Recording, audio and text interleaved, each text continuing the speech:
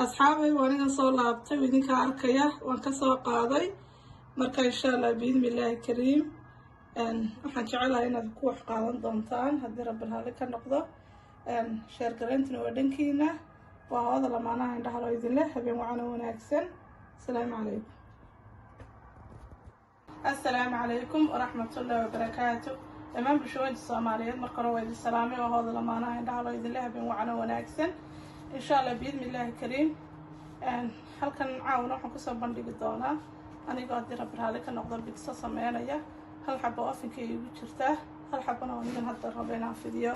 saxankii aan ku dul fidinayo insha Allah markaa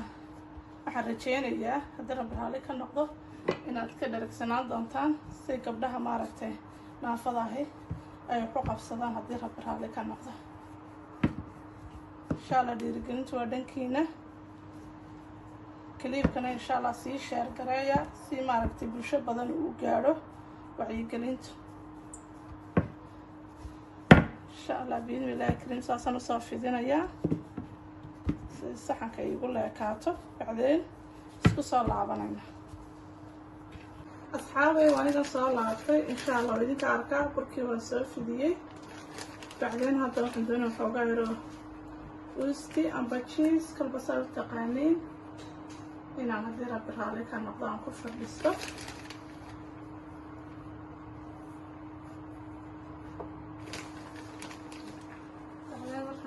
sida bajiistaan saa ugu fiqaysto waxaan ku shuban doonaa sooskan aan ugu talagalay aan wax walba gacantayda maadaama aanan arkaynin ayaa ii qiyaasa gacantayda ku qiyaasan doonaa insha Allah isku soo laabanayna asxaabay aniga ku soo shubay sooskii kadibna waxaan taafiskihii baan ku daadsanayaa saasaan ugu soo dhammaystiranayaa insha Allah isku soo laabanayna darabaalkana asxaabay aniga taafiskihii ku soo wada shubay imikana insha Allah usdii bajiisti kolba say u taqaaniin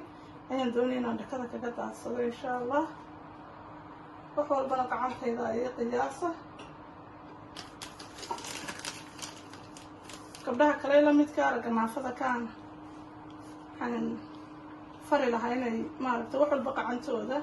ay ku qiyaastaan insha Allah saasaan ugu soo wada shushubin isku soo laaban haddii rabbi raali ka noqdo